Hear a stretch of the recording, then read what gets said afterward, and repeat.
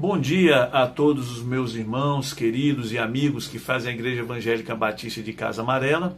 É um prazer, uma alegria muito grande nessa manhã de domingo compartilhar com todos vocês que me escutam uma porção da Escritura Sagrada.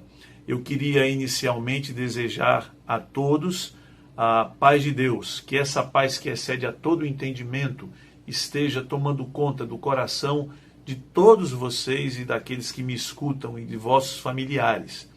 Eu sei que num momento como esse, às vezes é difícil ter o coração em paz.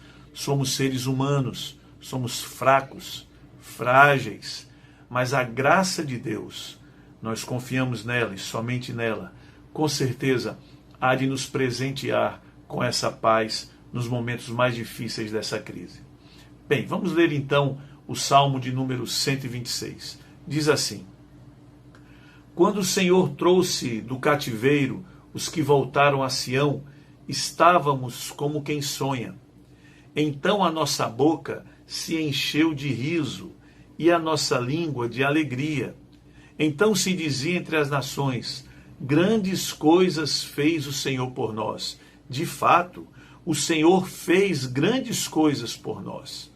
Grandes coisas fez o Senhor por nós. Por isso nós estamos alegres. Restaura a nossa sorte, Senhor. Assim como a chuva repentina restaura a sorte do deserto do Neguebe. Os que semeiam com lágrimas, com alegria, com júbilo, colherão os seus frutos. Aquele que leva a preciosa semente, andando e chorando, voltará sem dúvida com alegria, trazendo consigo os seus frutos. Queridos irmãos, amados amigos, todos que me escutam, para compreendermos esse texto, é necessário entendermos o antecedente histórico desse salmo. O que aconteceu antes na história que motivou a escrita desse salmo? Foi o cativeiro babilônico sofrido por Israel. Imagine você, de uma hora para outra, o povo de Israel viu seu território ser invadido pela Babilônia. Eles foram levados como escravos. E agora numa outra terra, numa terra distante, o povo de Israel é obrigado a descobrir, a se redescobrir, a ter um novo cotidiano. Por exemplo, o povo antes do cativeiro tinha o templo para adoração. Agora, após o cativeiro, lá na Babilônia, sendo escravo na Babilônia, já não há mais o templo. Já não há mais altares para realizar o sacrifício. Enfim, o povo está vivendo uma situação totalmente nova, em outra cultura, em outra terra, em outro ambiente, sem o templo, sem altares para o sacrifício. Isso foi muito difícil. Tanto é que o Salmo 137, escrito no cativeiro babilônico, o salmista a certa altura diz o seguinte, o irmão pode conferir depois, ele fala assim: como poderemos cantar ao Senhor estando em terra estranha? Como poderemos louvar ao Deus Criador de todas as coisas se estamos longe da nossa terra?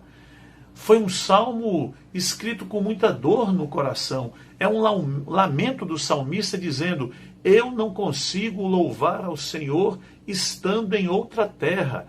Isso é muito doloroso. Hoje, em certo sentido, nós enfrentamos uma situação parecida. De uma hora para outra, o nosso cotidiano foi virado de cabeça para baixo. Sentimentos que antes faziam parte da nossa vida, mas vez por outra que apareciam, tornaram-se mais frequentes, como o medo, como o receio do futuro. Como será que essa crise irá acabar e quando irá acabar? Será que eu irei manter o meu emprego ou ficarei mais um desempregado? Esses receios começaram a tomar conta do nosso coração. Sonhos foram frustrados. Projetos foram adiados e talvez nem aconteçam mais esse ano. Enfim, foi uma mudança muito repentina, muito intensa e que deixou a cada um de nós com sentimentos os mais diversos. sentimento de ansiedade, sentimento de insegurança mesmo. Logo de início, nós podemos ter duas lições desse salmo. No que diz respeito ao cativeiro babilônico, é interessante perceber que Israel soube se adaptar a esse cativeiro. Sem o templo, Israel desenvolveu a instituição sinagoga. Muitos estudiosos dizem que foi no cativeiro babilônico que a instituição sinagoga, instituição essa cara e preciosa ao povo de Israel, foi desenvolvido. O vácuo deixado pelo templo poderia produzir no povo desânimo, apatia, desprezo agora pelo estudo da lei, da Torá, mas não, o povo viu-se sem o templo e, animado certamente pelo Espírito de Deus, soube se adaptar à nova situação e desenvolveu a instituição chamada sinagoga lá no cativeiro. E hoje, nós como igreja, também não nos devemos deixar tomar pela apatia, pelo desânimo, devido ao fato de estarmos separados fisicamente um dos outros. É bom, pastor? Claro que não. Sentimos falta do culto no templo? Claro que sentimos.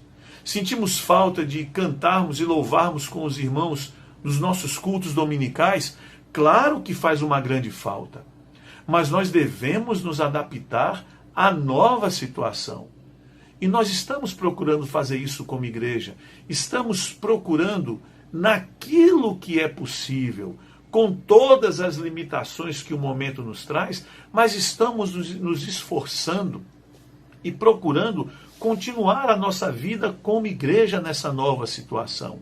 Então, minha palavra pastoral nessa manhã, no primeiro sentido, é: vamos nos adaptar à nova situação, ao invés de deixar que a apatia tome conta. Mas há uma segunda lição que nós aprendemos no cativeiro babilônico ainda, é que Israel assumiu o cativeiro. Eu acho muito interessante a fala do salmista no Salmo 137 que eu citei há pouco. O salmista abre o seu coração e, de maneira sincera, ele diz: é muito difícil louvar ao Senhor estando longe da minha terra. Como louvarei ao Senhor estando em terra estranha? O salmista assume o cativeiro e assume que é muito difícil estar cativo na Babilônia. Hoje, nós devemos assumir que nós estamos, em certo sentido, no cativeiro. Eu creio, meus irmãos, que já passou a fase da negação. Eu, particularmente, confesso que no início pensei que essa crise não seria tão profunda como a que estamos vivendo. Eu achei que logo iríamos superá-la e voltaríamos à vida normal. Me enganei. A fase da negação já passou. Agora é hora de assumir. Nós não podemos mais ficar com discursos que negam o tamanho e a gravidade dessa crise. Israel assumiu, o cativeiro é difícil, é tão difícil que eu tenho às vezes, me falta vontade de louvar ao Senhor. Nós temos que assumir que durante essa crise o nosso humor irá oscilar. Nós temos que assumir que durante essa crise a nossa fé poderá ter questionamentos. Nós temos que assumir que durante essa crise nem sempre teremos capacidade de encorajar os outros, mas ao contrário, necessitaremos que outros nos encorajem. Nós temos que assumir que nem sempre seremos pessoas com certezas inabaláveis, mas que ao longo dessa crise teremos momentos de ansiedade. Israel assumiu o cativeiro e a dor que o cativeiro traz, e nós devemos, para o nosso bem, assumirmos também a dificuldade da situação e que muitas vezes nós iremos oscilar no nosso ânimo. É por isso que nesse momento nós precisamos, como igreja, como seres humanos também na nossa vizinhança, um está apoiando o outro, apoio mútuo, porque quando um desanima, aquele que está animado levanta e segura na mão do que desanimou. Mas, amados, o salmo continua e a certa altura, acompanhe na sua Bíblia, o salmista diz assim: a nossa boca se encheu de alegria, a nossa boca ficou cheia de sorriso, e ficamos como quem sonha. Essa é a expressão que o salmista usa.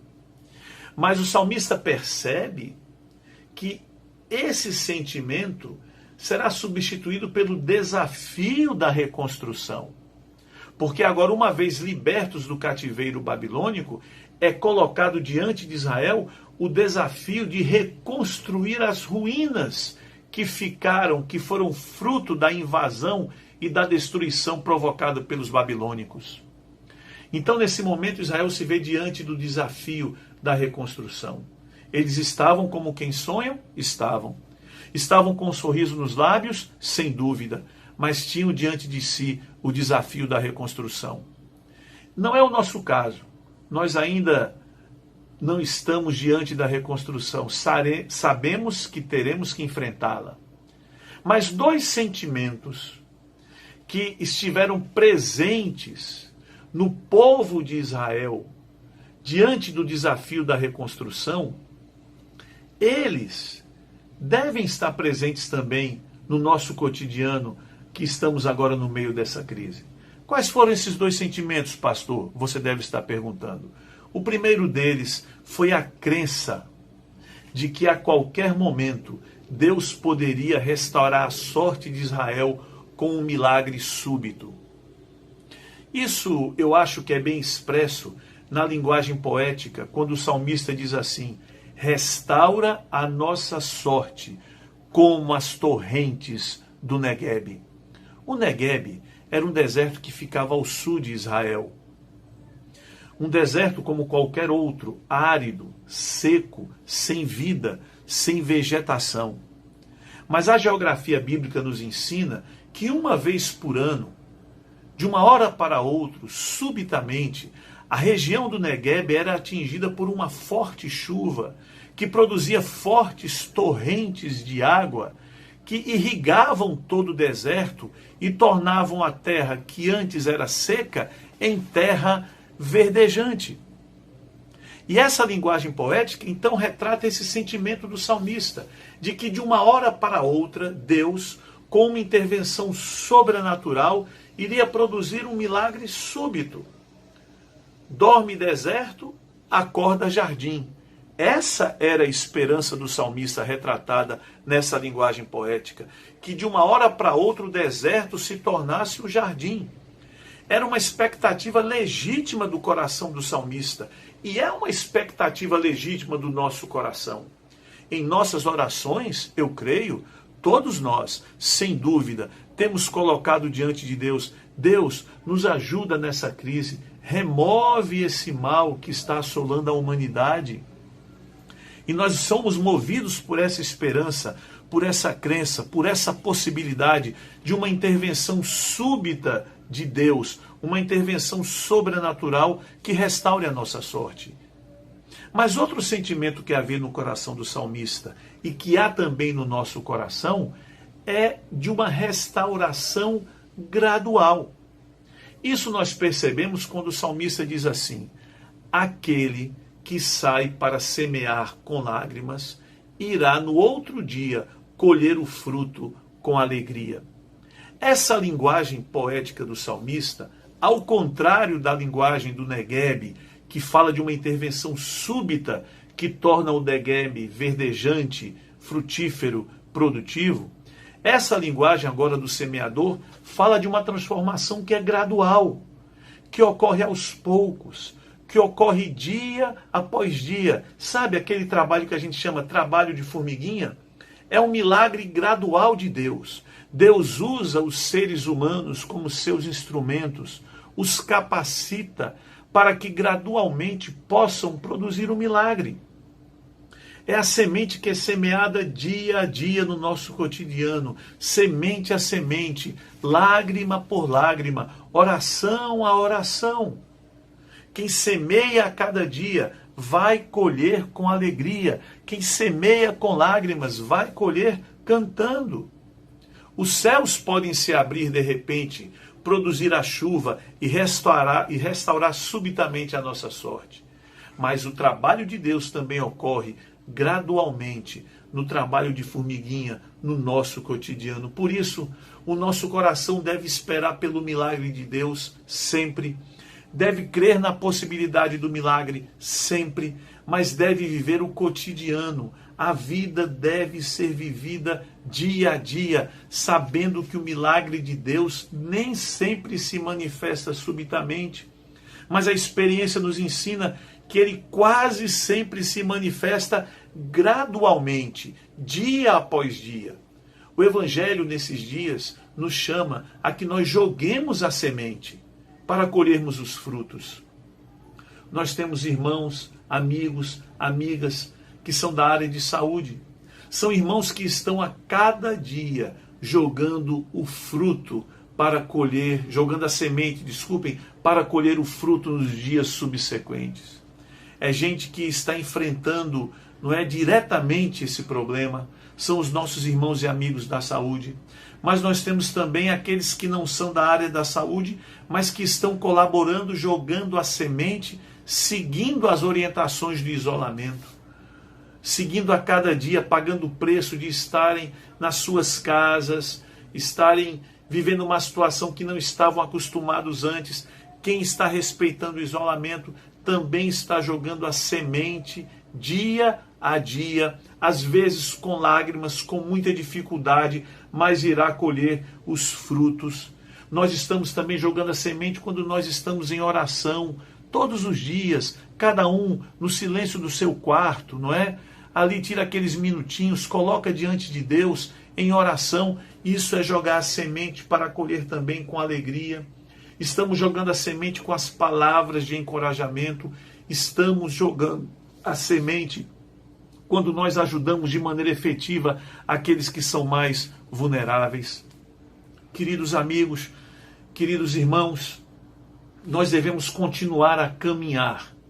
Nós devemos continuar a caminhar acreditando na possibilidade do milagre súbito de Deus, da intervenção sobrenatural e súbita de Deus, como as torrentes que restauram o Negueb, mas vivendo cada dia, sabendo também que o milagre de Deus acontece de forma gradual, semeando a semente.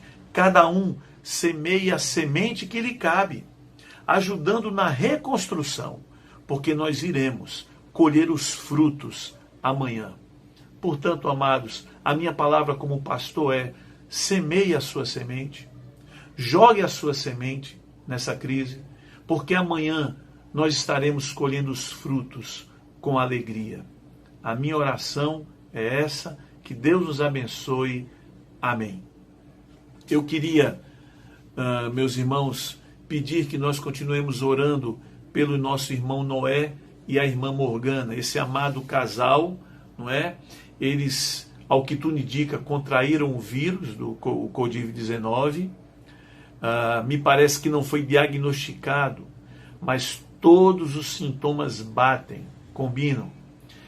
Eu liguei para o irmão Noé sábado, no final da tarde, e ele me disse que os dois estavam com sintomas, mas estavam melhorando. Os sintomas estavam cedendo. Foram as palavras do irmão Noé. Também devemos orar pela irmã Grace e seu marido Binho. O Binho trabalha na área da saúde e ele contraiu o vírus. Ele está isolado na casa dele. Liguei ontem também para a Grace e ela disse que ele está sendo medicado com antibiótico, está lá aguardando a recuperação. Gleice disse para mim que está na luta, não é de impedir que o filhinho de 2 anos veja o pai. Vejam, meus irmãos, como é difícil esse momento para essa família. E se o irmão puder, dê uma ligadinha, mande uma mensagem de ânimo para a Gleice, esteja orando também por ela, também mande uma mensagem para o Noé, para sua esposa. Isso ajuda muito, isso fortalece, mostra que a igreja está junto. Oremos também pelo pastor Sócrates, que foi internado, não é, diagnosticado com o Covid-19 e internado na UTI, lá no Rio de Janeiro. Ele é um eminente líder da nossa convenção e ontem foi dito que ele foi internado. Estejamos orando por ele. E oremos para que a nossa igreja continue essa caminhada sem perder o ânimo e que nós possamos semear a nossa semente cada um jogue a sua semente esperando o milagre de Deus. Essa é a minha oração. Amém. Deus abençoe a todos nesse domingo.